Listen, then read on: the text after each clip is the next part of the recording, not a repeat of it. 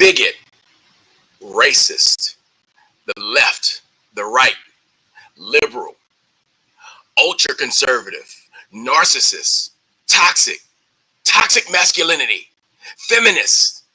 I mean, any of these labels, these words we're talking about, manipulator, any of these kind of things, manipulation. We hear these words, these are high trigger words, okay? In this video, I'm going to do my best to look at a population that we're in today, in a climate where we're in, where we're so quick to mislabel and misunderstand, misjudge individuals like really easy by just slapping labels on folks along the way. And so we're going to look at ways to how we can dispel some of these things, how we can dig into this oversimplification and with this complex that we've had today, and see if we can actually bring ourselves more as a more unified people versus the diversity that the system is looking to bring with us. So with that being said, what's up, Christian? Good to see you, my brother. Of course, this is live. If you guys are in here interacting with me, this is going to step on some toes, and I'm okay with that. It's just going to be what it is. If you're watching live, love you guys to follow the channel, like, comment, all this stuff. I love to answer any questions that you may have coming in live.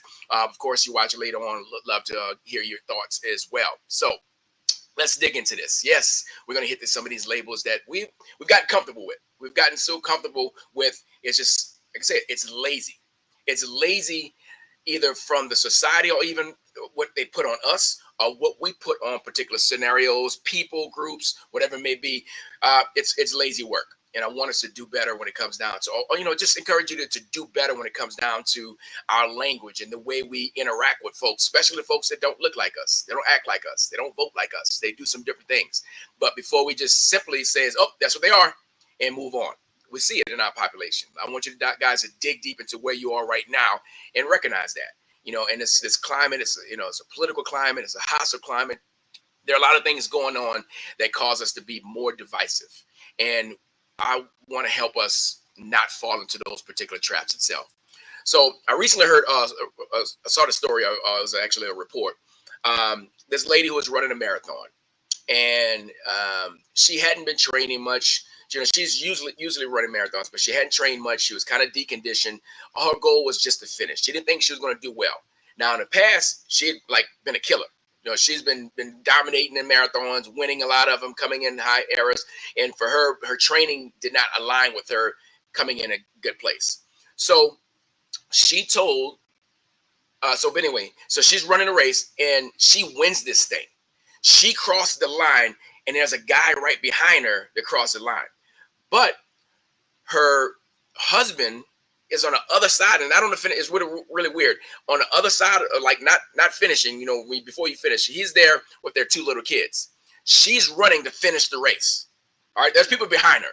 She's running to finish the race, and she kind of just blows right past her husband and the kids. One of the kids run out and try to greet her. She just kind of shake them off and go finish the race.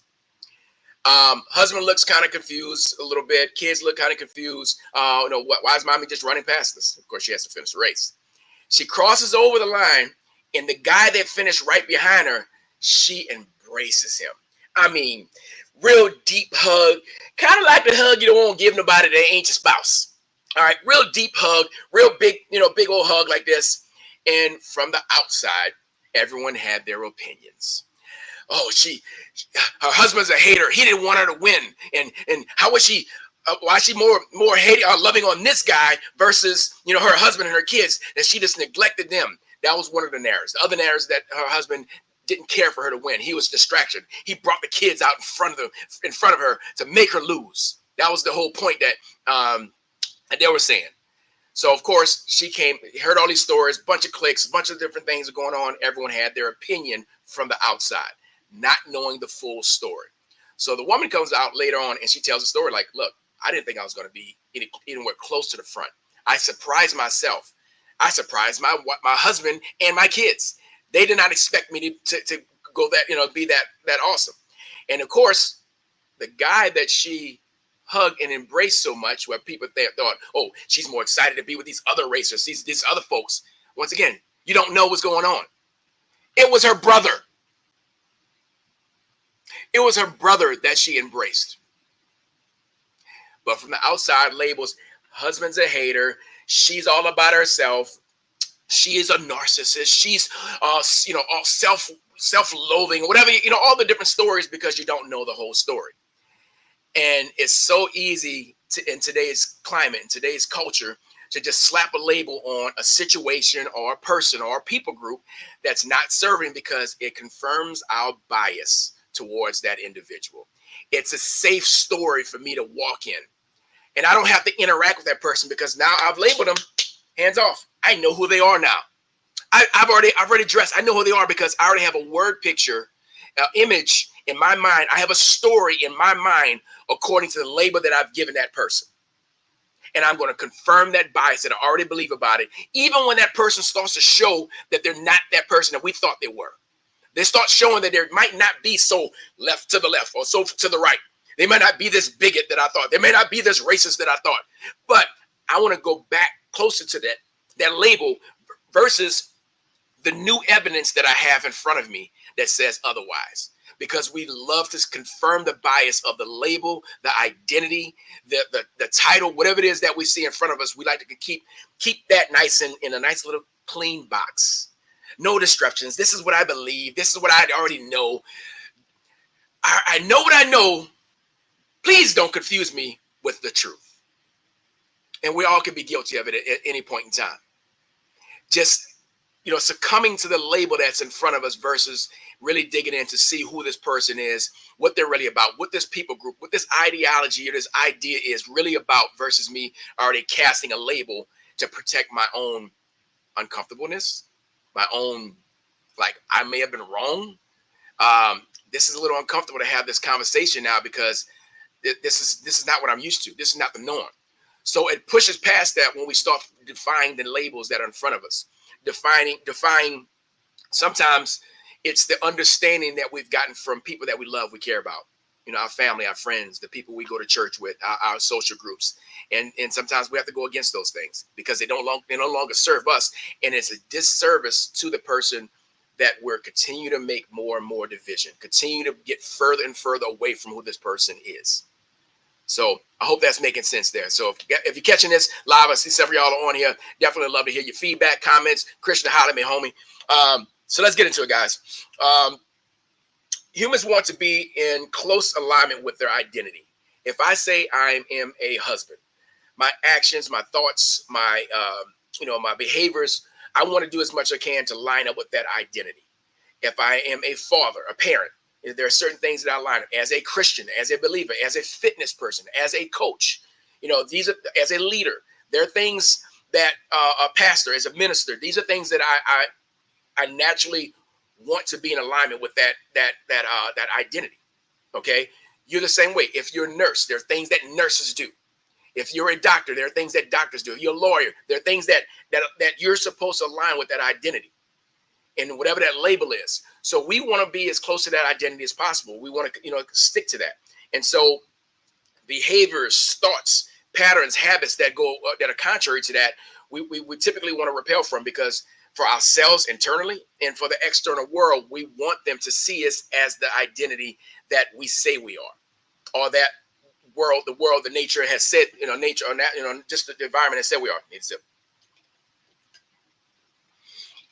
So we got to look at that part. So, like, if I'm considered a leader, or you're the smart kid in school, you're the label of someone who's being in the slow class. I know somebody. There's different things of somebody who's in remedial. There's they can't learn like I can, or the person that's gifted. They're in the gifted classes. They're expected to have this intelligence. They're expected to have this work ethic. They're expected to have this type of thing that lines up with their label itself. So internally and externally, we are going to line up. If you're a great athlete, okay, this is what great athletes do. There's a story I'd read before. We talk about identity. I may have mentioned it before. If you went into a coma, and came out of the coma, and you had amnesia, and you're a guy, your name's John, and you come out of the coma, and they say, John, we're so glad you're back. You're healthy. I mean, body's well, mind's well, just have no memory of who they used to be. John, you're the most amazing pianist at our church. And we can't wait to get you, help you learn the piano again, get you back into doing it and leading worship, because you're the most amazing pianist that we've ever seen. Now, nothing wrong with being a pianist. That's an amazing, amazing skill. I have no musical skills whatsoever, so I can't play piano. But if we told John, you're the most amazing Navy SEAL of all time. Your kill count is crazy. You've saved so many lives. You've taught so many other Navy SEALs, and we can't wait to get you back into combat. As soon as you're ready, we're going to get you back in training and get you back to your former life. John has two different, because he's told this is who he is, he doesn't know any difference. He's going to walk in alignment with who he's being told he is, and is going to do his best to become that person. And you may, because you believe it's so bad, you might start feeling the ideas and remembering things about being a pianist, but you might have just saw it on TV. You had a dream. Or you remember some combat. You remember, but you really don't know. You really don't know. You right now, wherever you are in life, you can actually move and go to another region of the area, change who you are. You may be the most, the biggest trial lawyer in Austin, and you go move to Wyoming in some small town and work at Target, and you fully walk into that identity. No one knows your past. You can actually become a whole different person. So when we say we get so stuck in this fixed mindset that we can't change, we get rigorous with who we are right now versus who we could become, it could be dangerous. And it's, well, not even dangerous. It just could be a pretty pathetic or, simple life. Maybe more simple, more simple than you want to, because we begin to live into the label. Okay. We live into the labels that we place. We put people in boxes. We put them into boxes according to the labels that they have assigned for themselves or we assign for them. And that's where some of the danger comes into it. So we're going to look at the rise in labels in today's day. It seems like so many more people are narcissistic. So many more people are, ADHD. And by today's standards, I probably would have been an ADHD kid. But, that's their problem. We in society, we want little boys to sit quiet. Why can't you sit still like your little sister? We ain't made to sit still. All my men here, my boys here, we ain't made to sit still. We made to conquer and explore and get scrapes on our knees. Mamas, who got boys, sons for boys, we don't sit still. But it's one of these things where we want to say, oh, he's supposed to be like this, like your sister. Don't make that little boy like his sister. Don't make the little sister be like a brother. She gonna hurt herself probably. Don't get me wrong. I ain't talking about there's some things that are different for men and women. So let's just keep it real.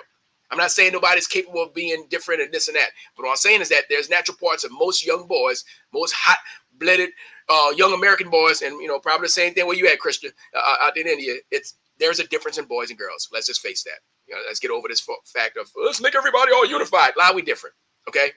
Let's walk into that difference, but we're not made to be that way. So we get into this thing of, and this is how it is, So let's look at political climate. Somebody's conservative or liberal. You're left or right, whatever it may be, what it looks like. And here's a stat for you guys. Well, first of all, we put into these different, but there's people in the middle. There's conservatives who are not so conservative. There's liberals that's not so liberal. There's a sliding scale in there. But once again, we like to put them in a big label. Here's a stat for you guys. Pew Research Center found that 60% of Americans feel that labels like liberal and conservative fail to capture the complexity of individual beliefs. That's true. Really think about it. You may even where you stand right now, you may have voted for a particular party for a long time, but there's some things that you may have moved a little more this way or that way according to your life experiences, according to where you are now versus where you were 10, 20, 30 years ago. You're a different person. You have new ideas, new ideals that come about.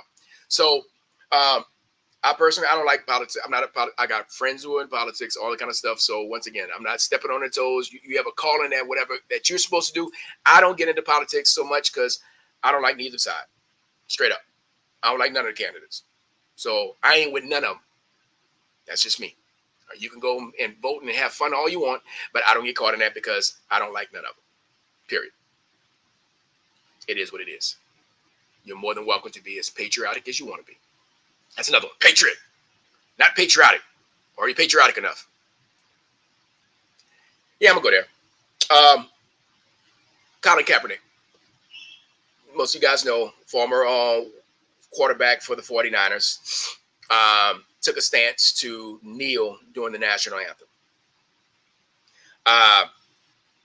And he was actually encouraged by a Marine to do that.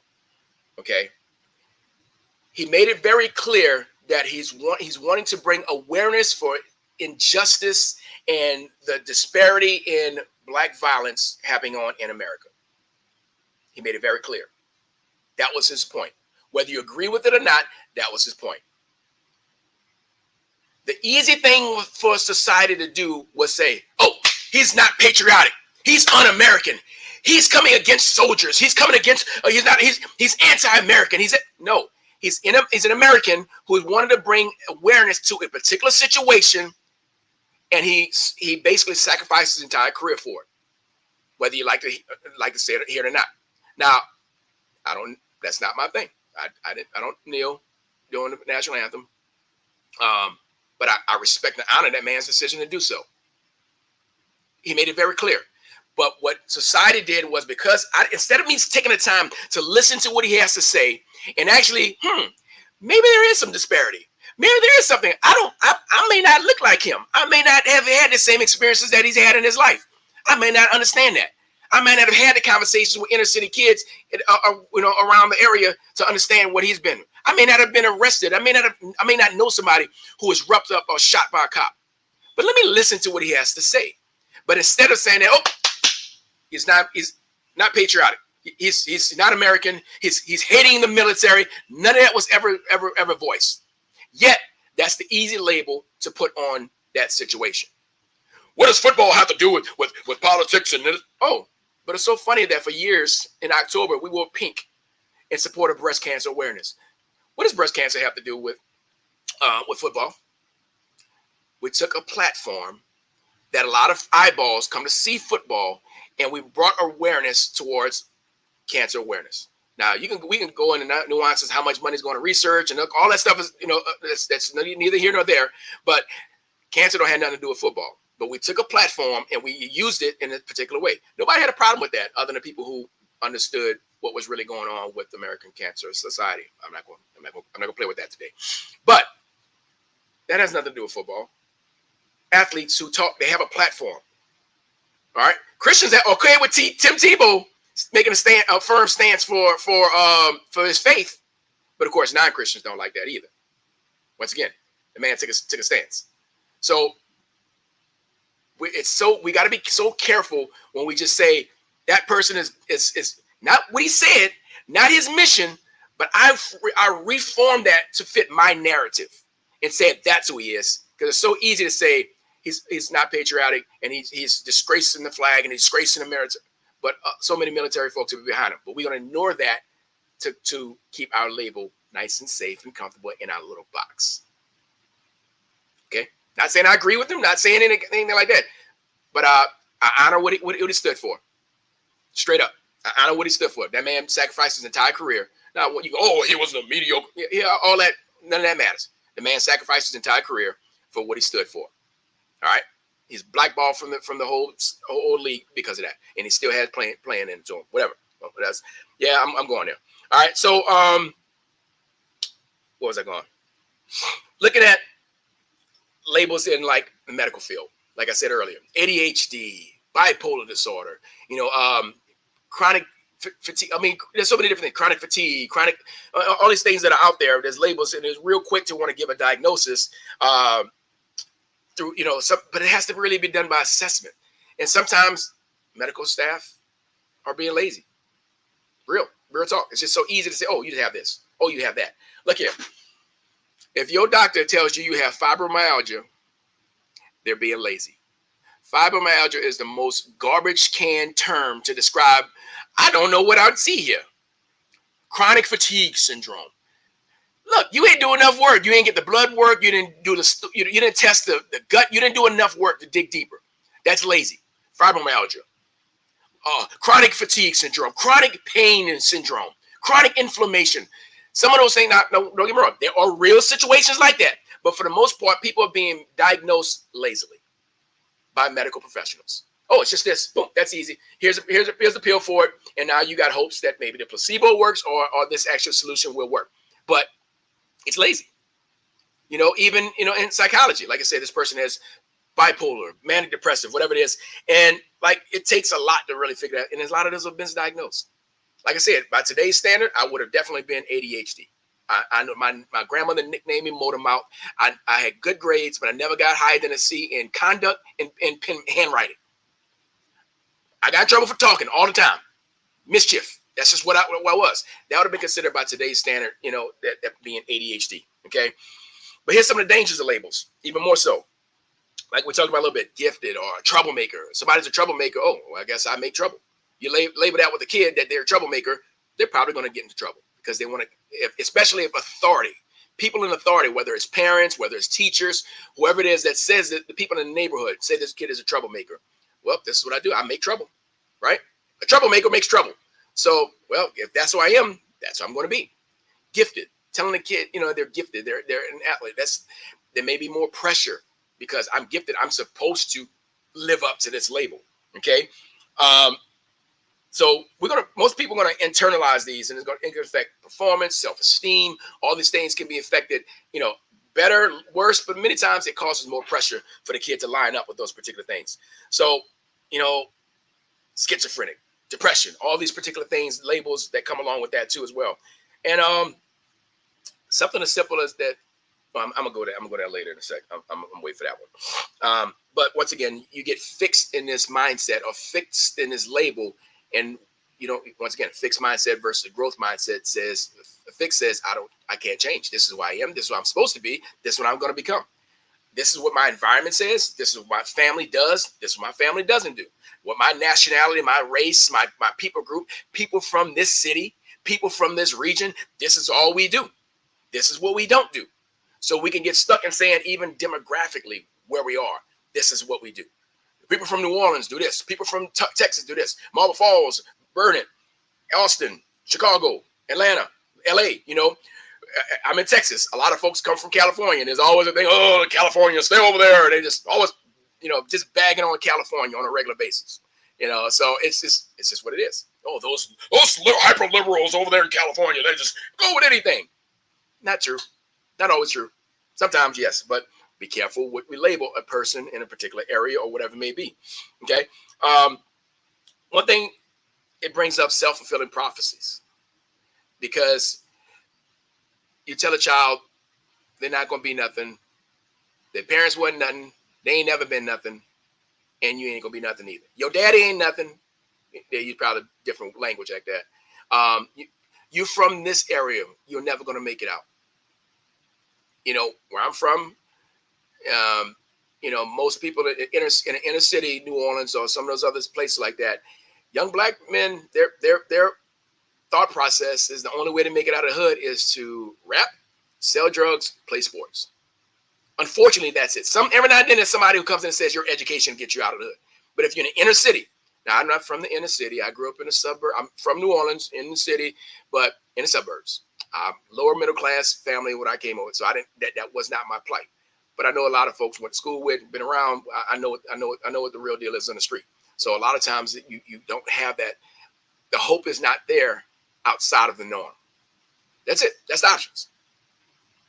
Rap, sell drugs, play sports. So if you're limiting to those beliefs about what's there, you're self-fulfilling prophecy. Or you're gonna be, mama was pregnant at 16, you're gonna be pregnant at whatever the situation may be. It makes a big difference. What Jim says here, my boy Jim is on here. Good to see you, brother.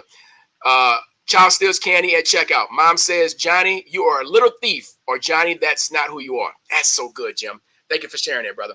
That is so good. It's up to a parent, especially a parent, for younger kids. Up until the age of 7, the kid is still in what's called theta state. Everything you say, they're a sponge. They can't even block out. They don't even have the mental capacity to block out what you're saying about them. Everything is being said. So you're a little thief, or that's not you.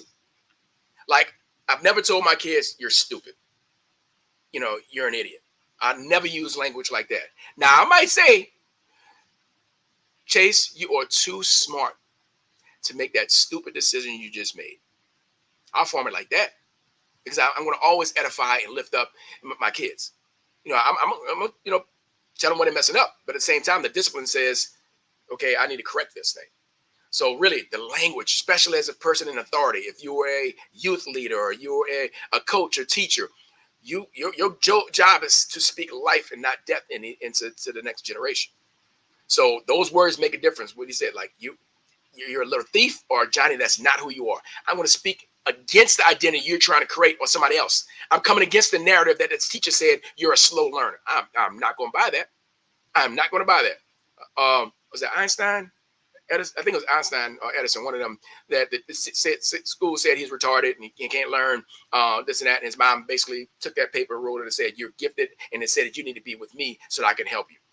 She had a choice right there. Mamas, you have a choice. Dads, you have a choice of how you portray this into your kids. Okay, so there's a lot of stuff that comes along with that. Like I said, the success and failure of a person. And so here's some stuff that seems benign. And I'm going to give some pushback here because some of my folks here, I'm going to get some pushback in here. But being an introvert or an extrovert. So introverts, of course, I'm an introverted, so I don't say much. I lean back. Guess what? So are you really an introvert, or are you just using an excuse not to be the leader? Because those loud extroverts are going to be the leaders of the group assignment. They're the ones that are going to speak on stage, and I don't want to do it. You're just scared to speak, or you haven't worked on your public speaking skills. Whatever it may be, you just have some insecurities. Are you really introverted, or is it something different? So for me, if you want to go by labels, I'm as extroverted as they come. Y'all who know me, I'm as extroverted as they come. However, extroverts need the people. If that's the case, I can't have solitude. I can't have silence. I can't be alone because I need the people to function and to flow. I don't need the people. I don't need to get so rigid in that label that that's part of me. So challenge the labels, the introverts, the extroverts. Once again, if you're watching this, subscribe, like, share, tell folks about it. And I'd love to hear your comments if you're here live with me too as well. So yeah, go ahead and do all that follow stuff because we're going to continue to grow this thing and blow this thing up. You know what I mean? It's a quick commercial. You're going to take that right quick. A person's shy. They're just shy, especially as parents. Oh, this is my shy child. This is my quiet child. You may be like muzzling their language, muzzling their expression of speech because they're the quiet and shy child. You keep telling them that, then that's what they're going to walk in. Instead of saying, he's a deep thinker, but when he says something, man, it's amazing. It seems like nuance. It seems so small, but it makes a big difference. I'm not a people person. Maybe you just haven't worked on your interpersonal skills. Like, go out and be uncomfortable until it's not. Go have conversations with folks. You know what I mean? Don't get caught in I'm just not a people person. I'm a night owl. I'm a night owl. I do my best work at 2 a.m. Maybe true. But are you just unorganized with getting your sleep routine correctly? Is that more of it? I'm a night owl. No, you just decided you started having a pattern, and because you said you're a night owl, I'm going to confirm that bias that I believe about myself, and I'm going to stay up late because that's what night owls do. And I get the best work. You're self-fulfilling prophecy. You're speaking to that thing. Maybe you need to be going to bed. You're not really a night owl, and you need to be going to bed at 9:30. You just haven't trained sleep hygiene to sleep earlier. You haven't decided that I'm going to start getting to bed earlier. Go to bed at 3 in the morning every morning, and then get up at 10. Okay, might work for you. Some people, like I said, my boy, I got one of my good friends, Angus, is a sleep specialist. Rebecca, she's certified sleep specialist too as well, sleep performance coach. They will tell you about. Okay, some people there are some anomalies that folks that it is better for them to be in that, but it's a small percentage. Most of us typically sleep in the pattern of the night. Sleep in a pattern of darkness. God created this thing to be a certain way for a certain reason. We're eyes closed typically around the dark time. So anyhow, with that being said, have you just not worked on it? Say, you know what? I'm going to work on getting to bed an hour earlier. I'm going to work on doing this thing. So shut down the technology, shut down the screens, shut down all these particular things because now I'm creating a new habit in that. So being a night owl, but folks say they're not a morning person. Oh, I love that one, especially, having a fitness studio. I'm not a morning person. People say that all the time. If you're a mom, you've been a morning, middle day, anytime person. If you have children, you had to be anything and everything is necessary. And sometimes dads help out, as well. I helped out. Not, just not as much. But once again, you're just not, you haven't made it a priority enough. Because if I tell you, I'm gonna give you $3,000 every time you show up at 5:30 in the morning, cock-a-doodle-doo, you just became a morning person because you got inspired all of a sudden to become a morning person because I paid you $3,000. The why was strong enough for you to become a morning person. Okay, you can become, once again, outside of that particular norm, not a morning person. I'm not good with names. People say it all the time. No, you're just being lazy. You're being lazy and not taking the time and caring enough to ask the person's name. Bob Sewell, one of my former clients, who leader in this community here, I remember when he told me about how do I remember names was say the name 3 times when you first meet them. And I forget about that a lot of times, but if you say, hey Bob, good, what's your name again? Bob. How do you spell it? Of course, it's easy to say how you spell Bob. How do you spell it? Bob. Okay, B-O-B. Got it, Bob.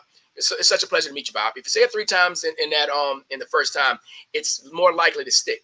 Or if you can associate it with a different, something, Bob, Bob with the blue eyes, boom, that hits. Coaches do a really good job. Coaches, because we sometimes we have a lot of people to work around with. We give a nickname because that nickname sticks. So any kind of way you can associate with that. So don't just say that I'm not good at math. Who says? Okay, it might be a struggle with it a little bit, but we're so comfortable in society to be okay with not being good at math. Nobody's going to accept me to say I'm not good at speaking. I'm not good at reading. I'm not good at verbally communicating. Nobody was cool with that. But I'm okay to be not good at math and science. Society says that. I had nothing to do with nobody else. Okay, I'm not a good listener. There's ways to practice becoming a good listener. So these are just some simple stuff like that when it comes down to like personality and that. So I know some of y'all follow the horoscopes. I don't know nothing about. I know I'm an Aquarius only because I'm that. But I don't know any properties, principles, anything. I mean, they got to be awesome. I know that. That's obvious that they got to be awesome. But once again, I'm a Taurus. So this is my properties and these are my principles. You're going to confirm that bias because that identity says you go read and get on Dr. Google and find out all the things that a Taurus does, their strengths, their weaknesses, their tendencies. And then that's what I'm supposed to do. Now, are you really that character or are you just walking into the character of that person? Those who've done acting, and I've done acting in plays and different versions and things of that sort, you become the character. I'm acting like the character, and then I'm going to act like a different character, whatever that may be. And so I've been in plays where I played 3 different characters in the same show. So that I have to be a different person in those different situations. So don't let I don't believe in horoscopes, period. But some of us get so caught up in that. Well, Sagittarius season. This is the time. Like, okay, that's the lady voice. The guy's like, yeah, I'm a Gemini. Whatever it may be, it don't matter that much. It really don't matter that much. Don't get caught in that. All right, I know all of the personality profile things. There's the DISC and the Enneagram and this and that. And sometimes we say, well, I'm this type of whatever the numbers. I was told what I was. I've never taken the test itself, but I was told what I was. But I really don't follow it much. I know this is comfortable for some of you guys, but don't get so caught in that. The DISC, even that. Oh, I'm a high D and I am DI, all that stuff. But I can say that this is how I am, and so this is how I'm supposed to be. High D, and I'm supposed to be forceful and demanding, and this and that. Look, I'm this type of Enneagram. We can get so caught up in that so much and say, well, no, don't get caught up and say, well, I'm this number on Enneagram. That's why I'm this way. You just better accept it. No, that's not an excuse for you to be a jerk. You can't be a jerk because the label says this is the type of personality I am. And I've taken a lot of them. Different ones. I know there's tons of them out there. I've taken them before. I've kind of moved away from that. And I know, Jim, I love you, Jim. I know if you're watching this at some point in time, I love you. I know that's your DISC is your thing, dog. And I know a lot of folks, that's your thing. I just don't want to get so caught in there. Yes, it can help with knowing this person and personality type and match them up. I get all that. But we have to be careful how much we say I'm sticking to this label because this is who I am. And the test says so. All right. We take a test. Because I failed the test, does that make me a failure? No, I failed the test. I'm not a failure. That's not the identity I have. I didn't study enough. I didn't prepare enough. That's just not my subject. I don't know. Whatever it is, I can actually pay attention to those particular things. Let's talk about faith. I'm a Catholic. I'm a Methodist. I'm a Baptist. I'm a Pentecostal. Any of those particular things that go along. Charismatic, speaking tongues versus not speaking in tongues. So I am at First Baptist Church of Marble Falls. First Baptist Church, Marble Falls. I'm on staff. I'm a member. I'm a voted deacon. It's a Baptist church. Some people, oh, it's Baptist. They have a label. Oh, it's a Southern Baptist. It's a this and that. Guess what? I can't say all that. Anyway, we in alignment with traditional Baptists as you think. All right. I don't consider myself a Baptist. I'm not against it. I am, but it's not like I'm a Christian first. That the label is always going to come before any of these particular things as far as non-denomination Baptist. That's more division. So me, I'm a Christian. All right. I'm a Christian. That's first and foremost. But sometimes, can't go to that church because it's Baptist. Can't go to that Methodist. Catholic. We have a frame. We got to realize labels form frames. We put a frame around something and emphasize what's inside the frame and takes away the things that are outside of the frame, right? Have a picture in the frame. It highlights what's inside the frame. Anything outside of that is not as important to what the focus is. Frames build focuses. So we create frames with labels.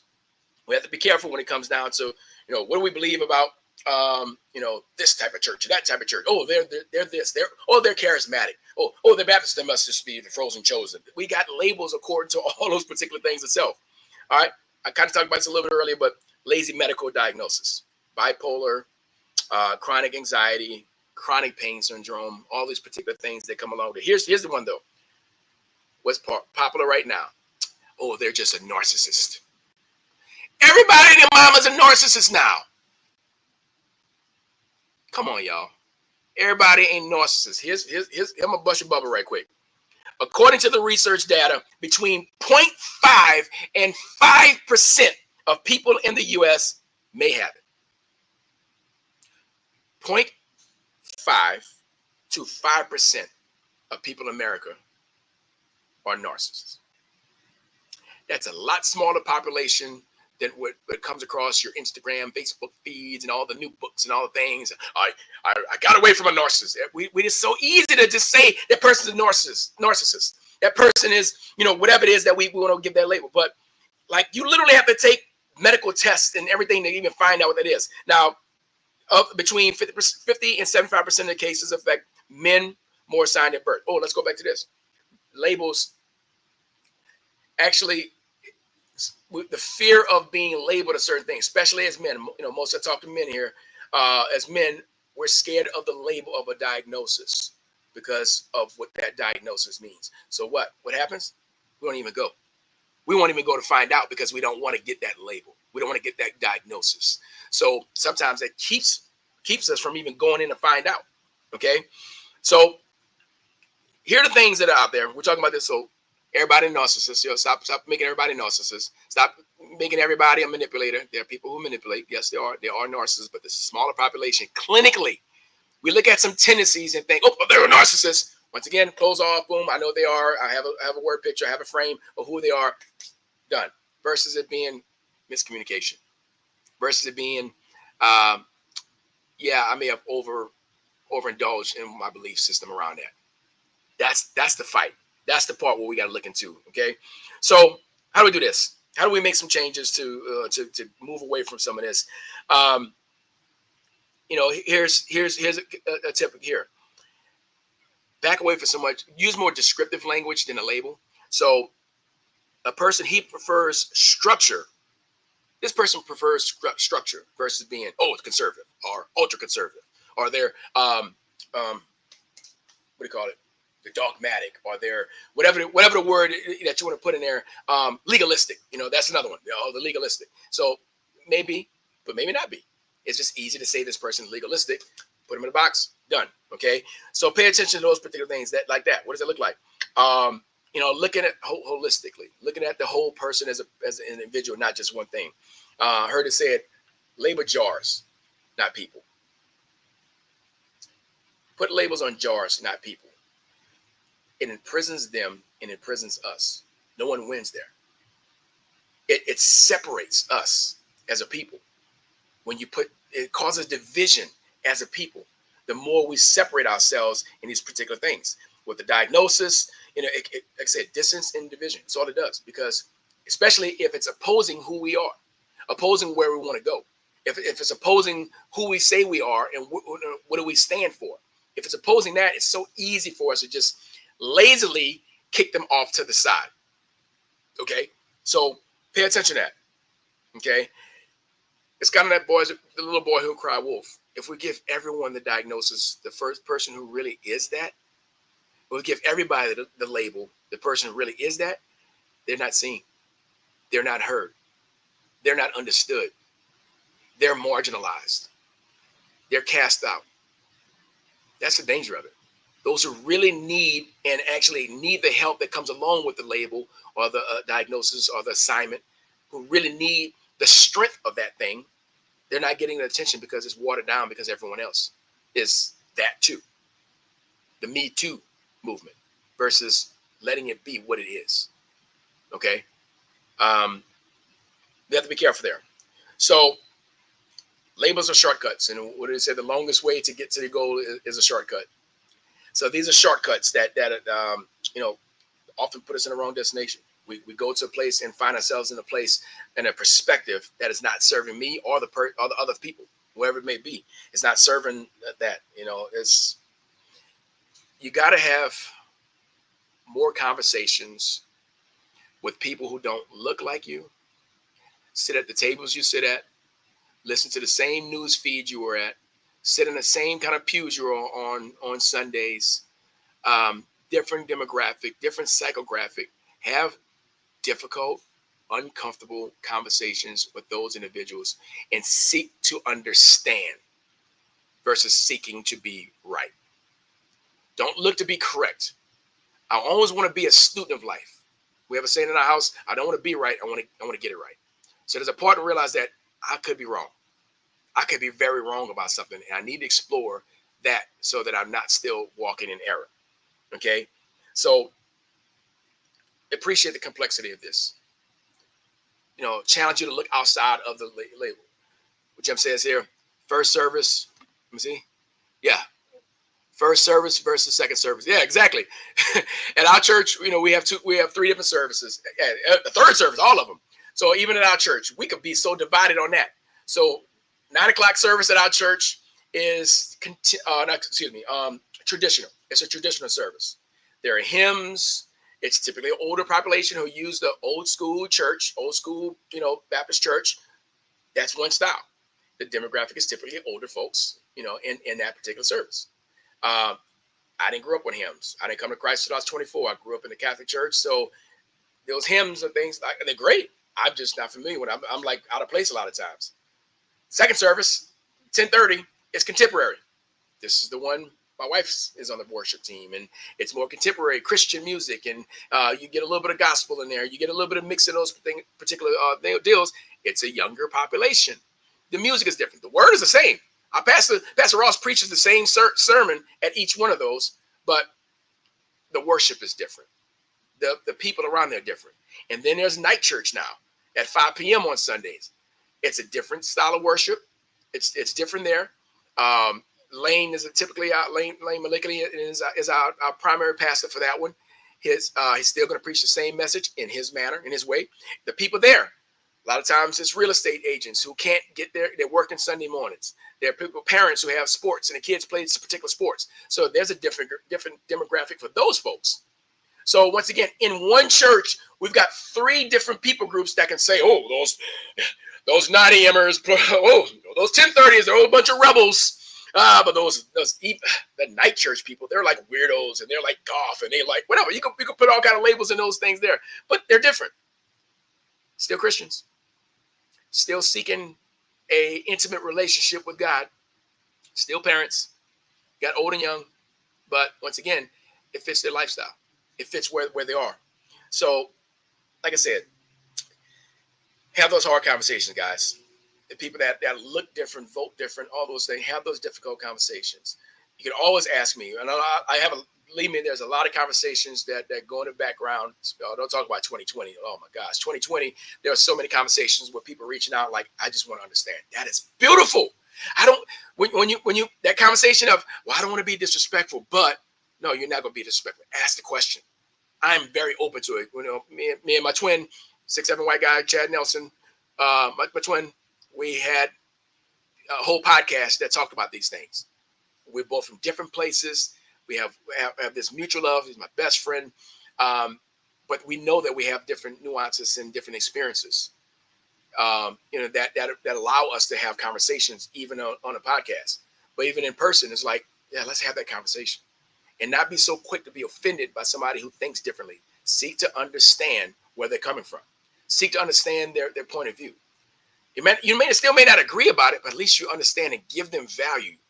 There's a whole term called sawubona. It's you know, African term. Sawubona means I see you, and because I see you as a person, I see your soul, I see your triumphs, your trials, your tribulations, I see your hurts, your pain, and because I see you, I bring you into this world. I bring you into my world. I step into your world. Sawubona. It's a beautiful phrase. Learned it from my peeps, Brian Grosso and Kerry, my coaches. Sawubona. I see you. It was kind of very, Avatar had, this was before, way before Avatar, but I know that I see you very similar you've seen in the Avatar, but this one is like in a deep level. I see you as a person. I see your soul. Okay. Not what I see in my eyes. I feel you. I bring you to life. We are one because I bring you in. It fights off the division and brings more unity to see a person for who they are, dropping the labels, dropping our preconceived notions about the individual or people group. And so my challenge to you is fight the labels. Don't get lazy with your language. Don't get lazy with the labels. So I challenge you to check that and see if it brings more unity in your life, in your world. So hope this helps. Love to hear more from you guys. And let's keep rolling. God bless. Go hard. Peace.